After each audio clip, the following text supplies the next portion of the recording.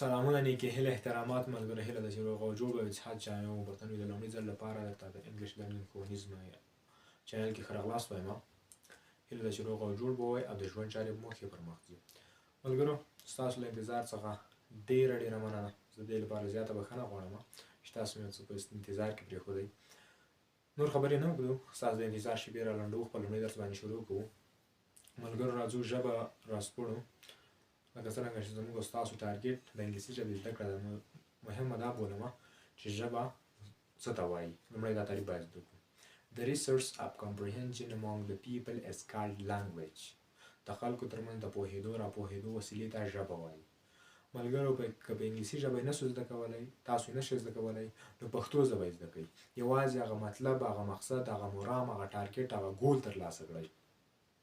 نو ملګرو انګلیسي ژبه له 26 تورو څخه مشتمله ده کوم چې به زه تاسو ته ټول وښیم په دې سایټ کې کوم توری چې په سور خط لیکل کېږي دا به غټ توری وي او کوم توری چې په تور خط لیکل کېږي دا به وړوکی توری وي د شکل له مخې انګلیسي ژبه په دوه ډوله ده capital letters and small letters غټ توري او واړه توري نو راځو انګلیسي ژبې هغه توري شروع کوو لومړی توری A B C D E F G H I J K L M N O P Q R S T U V W X Y Z نو ملګرو دغه د انګلیسي ژبې ټول توري وو چې ما تاسو ته تشریح کړل د غټ او واړه توري سره ولیکل شو تاسو ته نو ملګرو راځو اوس د غټو او وړو تورو د استعمال ځایونه پېژنو لومړی غټ توري چیرته استعمالیږي کوم ځای کې موږ استعمال کوو نن درته دغه په دې لومړی ویډیو کې دا درښیم لومړی غټ توري د هرې جملې په پیل کې لکه زه وایم this is a pen دا یو قلم ده نو ملګرو دلته this چې ده باید په غټ توري ولیکل شي زه وایم he is عمر هغه عمر ده نو دلته he باید په غټ تورو ولیکل شي یا جمله باید په غټ تورو ولیکل شي راځو دویم ډول ته دویم باید د خاصو نومونو په پیل کې خاص نومونه هغه دي چې یو مشخص ځای لپاره کارول کېږي د مشخص شخص ځای یا شي لپاره کارول کېږي هغه به زه وروسته تاسو ته تعریف کوم چې ټول نومونه ډولونه خو راځو دلته خاص نوم هغه نومونه دي چې د خاص ځایونو شیانو او یا اشخاصو لپاره کارول کېږي دلته زه وایم سم مثال راوړم he is عمر یو خاص نوم ده مشخص شخص لپاره کارول کېږي نو دلته عمر په غټ توري سره لیکو دریم د اونۍ د ورځو د نومونو په پیل کې ملګرو که چیرې تاسو ته د اونۍ د ورځو نومونه یا راشي یا په انګلیسي ژبه کې تاسو کاروئ په رایټینګ کې تاسو باید دا غټ ولیکئ ځکه چې دا یو قانون ده یو قاعده ده یو رول ده نو زه وایم today is Monday نن د دوشنبې ورځ ده نو منډې باید په ام غټ توري سره شروع کړو دریم د میاشتو د نومونو په پیل کې کله چې تاسو چیرته میاشت لیکئ د جملې په منځ کې راسي نو تاسو باید د میاشت سر توری غټ ولیکئ لکه زه وایم it is December دغه د ډسمبر میاشت ده او پنځم ملګرو هغه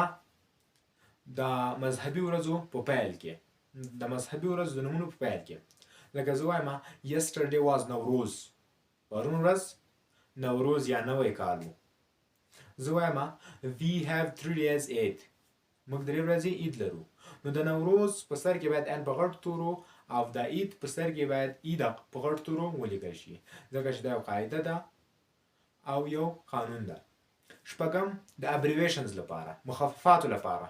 لکه ملګرو اف د افغانستان مطلب ورکوي نو اف دواړه باید په غټ تورو ولیکل شي.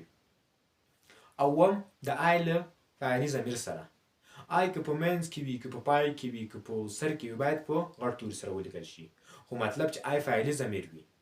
کله کومې جملې سره ارتباط ولاره یا یو کلمه یې په سر کې راغی بیا موږ نشو لیکلی یوازې آی فعلي ضمیر یوازې آی لکه زه وایم I am a teacher زه یو ښوونکی یم بیرته دغه جمله سوالیه ته اړو کوېشن ته اړو am I a teacher دلته آی موږ په غټ تور ولیکو ځکه چې یو قاعده ده یو رولز ده. او بل ملګرو د الله تعالی مبارک نوم سره کله چې د الله تعالی مبارک نوم د جملې په پیل پای او سر کې راشي نو باید موږ په غټ تور ولیکو لکه زه وایم الله is one الله یو ده نو دلته الله باید په غټ تورو ولیکل شي. زه بیا وایم I need your help الله زه ستاسو مرستې ته اړتیا لرم الله نو دلته الله په پای کې راغی خو ولې باید په غټ توري ولیکل شي ځکه چې دا یو قاعده ده یو رولز ده. دا هغه ځایونه چې موږ غټ توري باید استعمال کړو. راځو دا کوچنیو تورو د استعمال ځایونو ته. پرته له غټ تورو ځایونو څخه نورو ټولو ځایونو کې کوچني توري استعمال کیږي. پرته له غټ تورو ځایونو څخه د جملې په پیل کې د الله له نامه سره د عامو د خاص نومونو په پیل کې د میاشتو نومونو په پیل کې د کال نومونو په البته د ورځې د نومونو په پیل کې همدا ډول د آی فاعلي ضمیر پرته نور په ټولو ځایونو کې واړه توري کارول کیږي. نو ملګرو دا زموږ د نن لومړۍ ورځې درس هیله چې خوښ شوی مو وي. یو یادونه باید وکړم که تاسو تر اوسه پورې زموږ چینل نه وي سبسکرایب کړئ زموږ چینل سره سبسکرایب کړئ او د نورو ویډیوګانو لپاره په څنګ کې د ګنګړي نښان ووهئ.